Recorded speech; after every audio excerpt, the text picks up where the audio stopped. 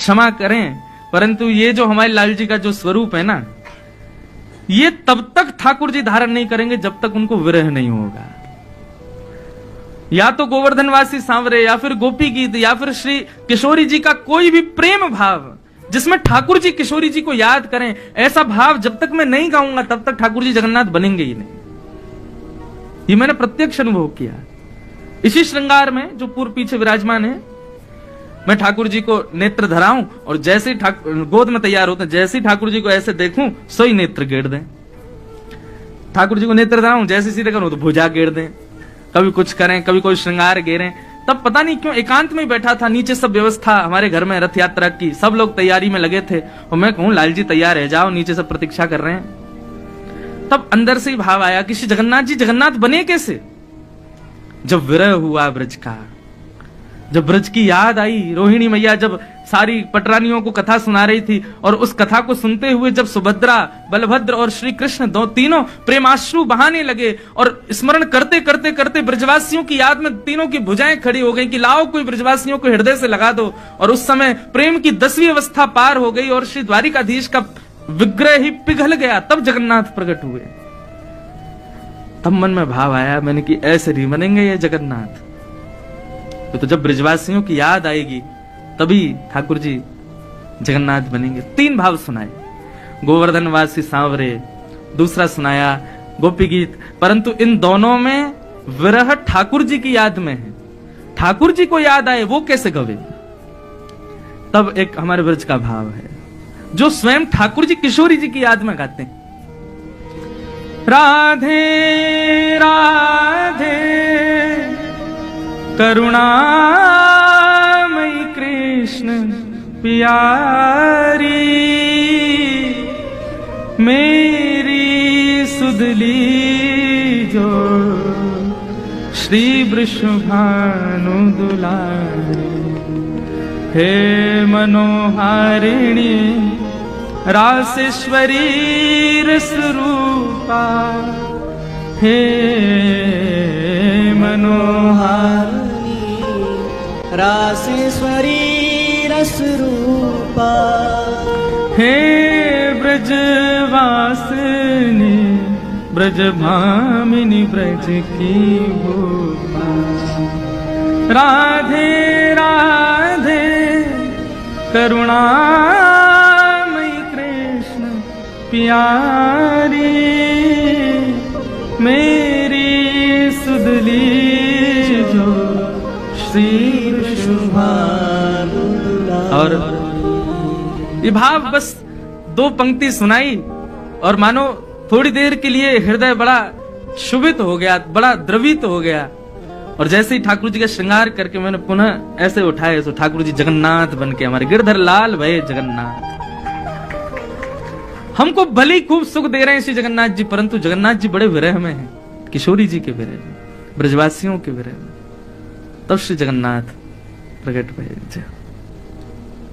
जबलपुर मध्य प्रदेश से विनीत दीक्षित जी, आपने प्रश्न पूछा है कि सारे देवी देवता भारत में ही क्यों प्रकट हुए? जब घर बनता है तो उसमें रसोई घर अलग बनता है, सोने के लिए अलग कमरा होता है, पढ़ने के लिए अलग कमरा होता है, लोग आएंगे उनका स्वागत सत्कार करने के लिए एक अलग कमरा होता है, और इसी तरह से पूजा का एक अलग कमरा होता है।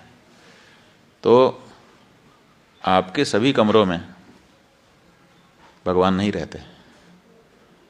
जितने देवता हैं उन सबको कहाँ रखा जाता है आपके घर में? पूजा घर में। पूरे घर में पूजा घर में ही क्यों देवता रहते हैं? ऐसा प्रश्न आपको पूछना पड़ेगा। जो पूजा घर है उसमें हम एक अलग तरह का व्यवहार करते हैं, उसमें कोई भी ऐसा कार्य हम नहीं करते जिससे उस पूजा कक्ष की पवित्रता बाधित हो। बिना नहाए हम प्रवेश नहीं करते हैं, आदि आदि आदि। वहाँ बैठ करके हम उत्तम चिंतन करते हैं।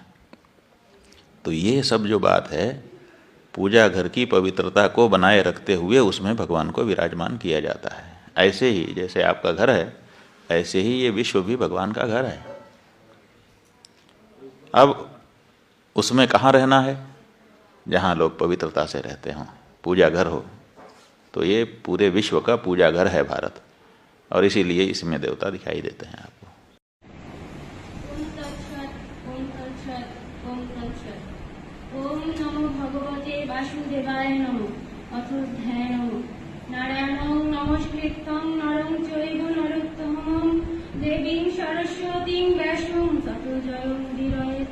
মুখং করোতি বাচালং পঙ্গুং লঙ্ঘয়তি গিরিং যত্রিকতং বন্দে পরমানন্দ মাধবম। শ্রীমদ্ ভগবদ গীতা চতুর্থ অধ্যায় জ্ঞানযোগ সপ্তম ও অষ্টম শ্লোক। যদা যদা হি ধর্মস্য গ্লানির্ভবতি ভারত অভ্যুত্থানম ধর্মস্য তদাত্মাनं সৃজাম্যহং পরিত্রাণায় সাধনাং বিনাশায় চ দুষ্কৃতং ধর্ম সংস্থাপনার্থায় সম্ভবামি যুগে যুগে। সরলার্থ, যখনই ধর্মের গ্লানি ও অধর্ম বেড়ে যায় তখনই সাধুদের পরিত্রাণ ও দুষ্কৃতিকারীদের দমনের জন্য আমি যুগে যুগে অবতীর্ণ হই। ওম শান্তি, ওম শান্তি, ওম শান্তি। নমস্কার। भारत में दलितों के लिए पहला संस्कृत विद्यालय किसने खोला? Sanskrit college for Dalits in India. First Sanskrit college, Ishwarchand Vidyasagar, and he is a ब्राह्मण। ही resigns from his government job. कोई आदमी अपनी नौकरी छोड़ रहा है, उसको आदमी कौन सा इलेक्शन लड़ना था? ईश्वरचंद विद्यासागर को।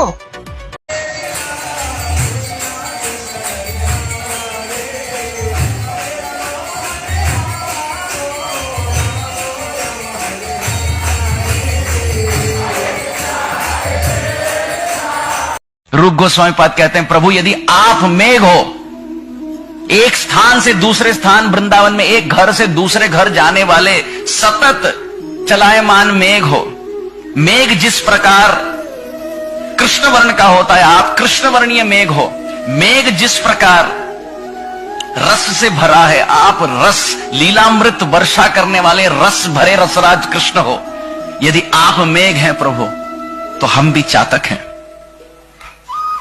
आपको छोड़कर हम कहीं देखेंगे नहीं।